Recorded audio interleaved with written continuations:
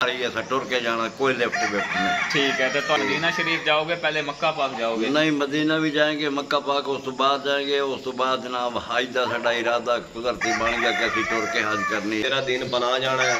देहरादून पनाह? हाँ, देहरादून पनाह तू जनाब अली असीं जाना है तौसा मोड़। तौसा मोड़, तौसे ठीक है जी। मोड़ तो असीं जनाब अली जाना है डेरा गाजी खान। डेरा गाजी खान, तौसे मोड़ तो। अस्सलाम वालेकुम दोस्तों, मैं उम्मीद कर रहा हूँ सारे दोस्त खैर खरीद हो गए। तुसीं वेखदे पे यूट्यूब चैनल वलीद 518। दोस्तों 2024 ਦੇ ਵਿੱਚ ਕਾਫਲੇ ਤੁਰਨ ਵਾਲਾ ਪੈਦਲ ਹੱਜ ਵਾਲੇ ਅੱਜ ਉਹ ਭਾਈ ਮੇਰੇ ਨਾਲ ਮੌਜੂਦ ਆ।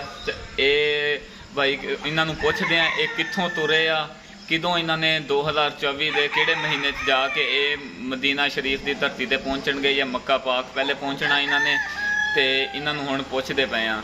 हाँ जी, अस्सलाम वालेकुम चाचा जी। वालेकुम जी चाचा जी, किहड़े इलाके च तुरे हो? कबीर वाला।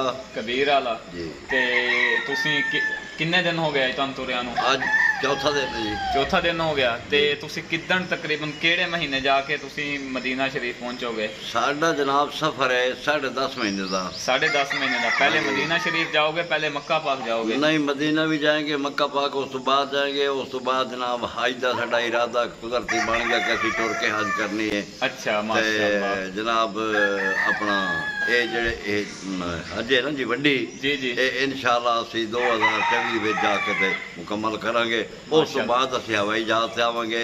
पैदल साडा सफर जारी है, टुर के जाना, कोई लिफ्ट विफ्ट नहीं। ठीक है। तो तुहाडे कोल अपने है वा टिकटां वगैरह या इस चीज़ के बारे सारे पासपोर्ट इंतजाम कीता होया? सब कुछ है, पासपोर्ट भी है, टिकट भी है, वजीर आला दी जनाब पिछू दरखास्त भी बंदा छड़ के आ रहे हैं, वो भी आज आ जाएगी।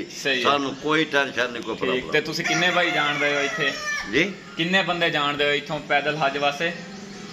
इत्थों बंदे? हाँ जी हाँ जी, किन्ने बंदे? 4 बंदे। ठीक। ते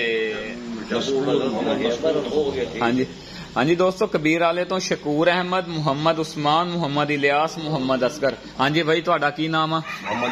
मुहम्मद उस्मान। हाँ जी भाई, मुहम्मद इलियास जी। चाचा जी तुहाडा की? मशकूर अहमद, माशाअल्लाह जी। दोस्तों ये खुश नसीब है साडा चौथा बंदा है जी। उस चौक मुंडे बैठे है, दरखास्त आनी है डाक दे विच, उस आई चाह के इंशाल्लाह साढ़े पीछे 12-1 बजे साढ़े पीछे नजर आ जाएगा। ठीक। 10.5 महीने का साडा सफर है जी। ठीक है। 10.5 महीने बाद इंशाल्लाह जाके असी हज पढ़नी है। हज पढ़ के इंशाल्लाह वापसी है, इंशाल्लाह जहाज से आएंगे जी इंशाल्लाह। सब मुसलमानों से दुआ है कि हमारे लिए दुआ करें और हमारे को सपोर्ट करें जी, इंशाल्लाह जी, जरूर। हाँ जी भाई, तुसीं दसोगे अज ये दोस्त मौजूद आ जी मीरपुर पागल दे उत्ते, ते हुण तुहाडा अगला सफर किस तरीके नाल तुसीं जाना इत्थों सानू दसोगे? जरा वीवर अगे तुहानू मिलण वास्ते आया करनगे। हां जी, इत्थों बाजार असीं देहरादून पनाह जाना है। देहरादून पनाह? हाँ, देहरादून पनाह तू जनाब अली असीं जाना है तौसा मोड़। तौसा मोड़, तौसे मोड़ तो असीं जनाब अली जाना है डेरा गाजी खान। डेरा गाजी खान, तौसे मोड़ तो डेरा गाजी खान। हाँ, डेरा गाजी खान तो असीं जाना है, अल्लाह खैर करे, लोरा लाई। ठीक है जी। सैफुल्ला। ठीक है जी। क्वेटा। ठीक है। ईरान, इराक, कुवैत, सऊदीया। ठीक, माशाअल्लाह। बहुत शुक्रिया चाचा जी, बहुत शुक्रिया। अल्लाह माशाअल्लाह।